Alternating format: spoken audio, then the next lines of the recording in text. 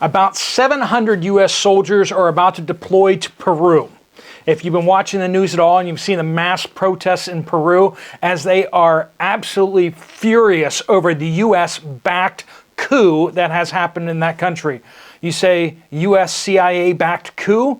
Which one? I know, it's hard to keep track of all the countries and nations that the United States government has overthrown, even in just the last number of years. The whole situation in Ukraine, of course, goes back to the coup that the United States pulled there back in 2012. But let's not talk about that. We're going to be talking about Peru.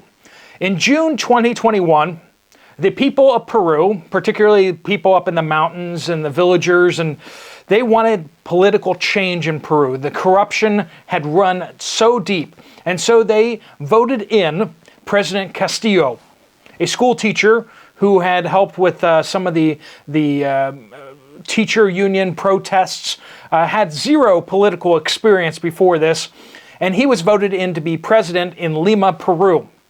When he got in there, he found that the deep state of Peru was all very much polarized against him. He was not able to get any support from Congress. He was not able to get support from the military or the bureaucracy in the country, but he was still having the audacity to try to change things. Within the first year, he was impeached 3 times. First year and a half, 3 times. On the final attempt, third attempt, in December 7th, 2022, he was charged with rebellion and conspiracy. Does that sound familiar at all? Yeah, it probably does. The day before the government turned against him, December 6th, the United States ambassador met with the defense minister there in Peru. And the next day, the defense minister ordered the Peruvian army and military to turn against the president. He was charged with rebellion and conspiracy and was arrested by a security detail. And he has been held without trial since then. Now, the United States government is 100% behind this new government that has been brought in by no election, just like in 2012 in Ukraine. We deposed the rightfully elected government there in 2012, CIA backing, heavy CIA assets in the country. In Peru, same thing, heavy CIA presence there.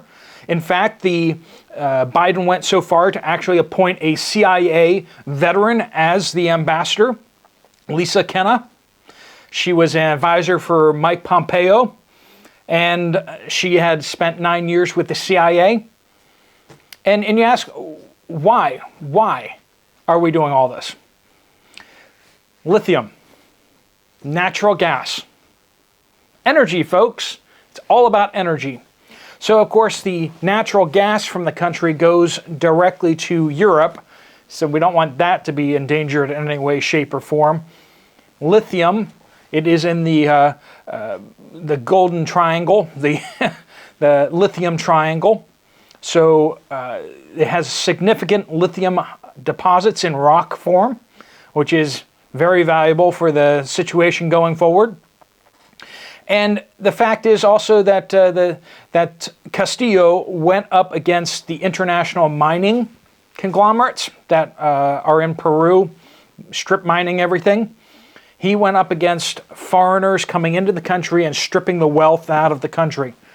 The people up in the mountains, up in the Andes Mountains, and all the people across the country that were not benefiting from all the strip mining of the wealth of the country did not want to see that continue.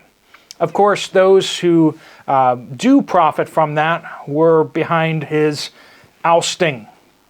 So the United States is going to send about 700 U.S. soldiers to that country.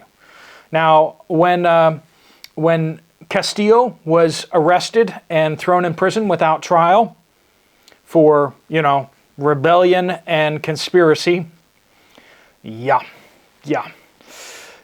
These guys are so unoriginal. They literally have the same playbook in every country that we go into. The CIA just walks in and just overthrows anyone who could potentially threaten U.S. financial interests in the world.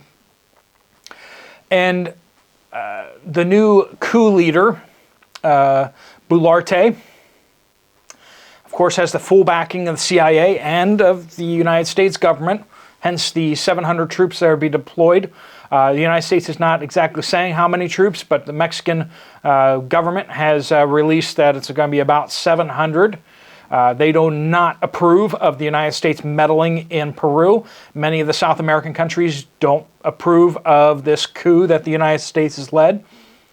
As soon as Boularte got into power, she immediately issued a 30-day emergency powers.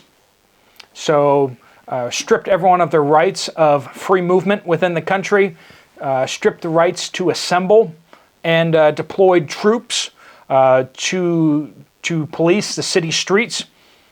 Some would call this martial law, because that's what it is. When you suspend Congress and you take away people's rights and deploy the military to enforce these powers, yeah, that's basically martial law. So Boularte has a 15% approval rating in the nation of Peru, which is considerably less than even Biden has in the United States, which should tell you kind of where things are. Hundreds of thousands of people have moved out to protest. Many have actually gone out and blockaded roads over the last number of months. Thousands have been arrested. Hundreds have been killed as Peruvian soldiers have used live fire on crowds. Hundreds and hundreds more, if not thousands, have been wounded by gunfire and very stiff, very abusive uses of force out there as well on the crowds. Civilians, oftentimes unarmed. They have just violated laws right and left in order to bring peace and order, all of course with the backing of the United States. Like I said, Ambassador Lisa Kenna, with under orders from the United States government, met with the defense minister the day before they kicked Castillo to the curb. What did they say? Well, sure seems like they got the green light. And friends, you know, it's hard not to see. Once you start reading the stories and what's going on in the world, it's hard not to see the United States as potentially the bad guy. I can see how many countries in the world would view the United States currently as the bad guy. We don't see the Chinese government going around deposing governments. We don't see the Chinese government going around invading countries. It's a hard thing to actually think of how many South American and Central American countries the United States hasn't invaded. I mean, which ones haven't we invaded? We've invaded Cuba, Haiti, which includes the Dominican Republic, right? During the Spanish-American War. We got Mexico, of course. We got Honduras. We got Nicaragua. We got Panama. I mean, just go down the list of like, which countries have the United States not invaded? And then tell me how many countries China has invaded. How many countries has Russia invaded? Okay, Russia's invaded a couple.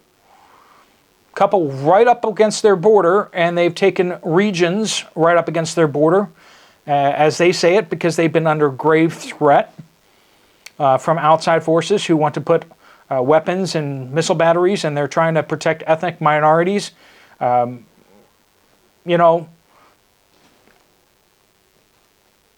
if you were an alien coming in from outer space, what would you think? Sure seems like the imperial forces of the United States have gone far astray in the last 20, 30 years. And this Memorial Day weekend, we want to respect and honor those who have died in defense of this country. But I think it's important for us also to be open-eyed and aware of how some of the wars that have been fought, and most of these are interventions that not so many American soldiers perished in. But these interventions and security forces and backing up of local militias and stuff like that, we've left a trail of devastation in our wake. And that's important for us to be open-eyed and aware of. Doesn't mean we don't respect those who went out at this nation's orders to serve in those countries.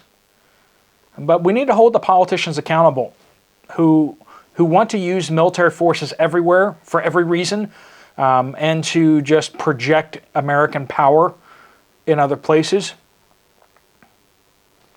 It's a reality, folks. It's a reality, because ultimately it comes back to the United States people who vote these people into office.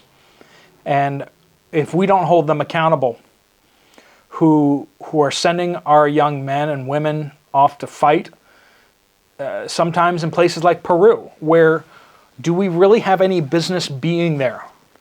I know Elon Musk needs his lithium for his batteries, but do United States soldiers need to be invading and overthrowing governments? Food for thought, folks. If you want to keep up to date with the breaking news, you might want to check out the poplarreport.com. I'm regularly updating that with news articles, not just the videos, the articles about videos that we do here, but there's a whole bunch of articles there that we don't get to cover here, and keeps you up to date. It's like the Drudge Report, but not liberal. Think about it that way. All right, folks, thanks so much for watching. If you want to check out another video from this channel, there's one right here. I'll see you over there, or I'll see you later. Steve Poplar of the Poplar Report, out.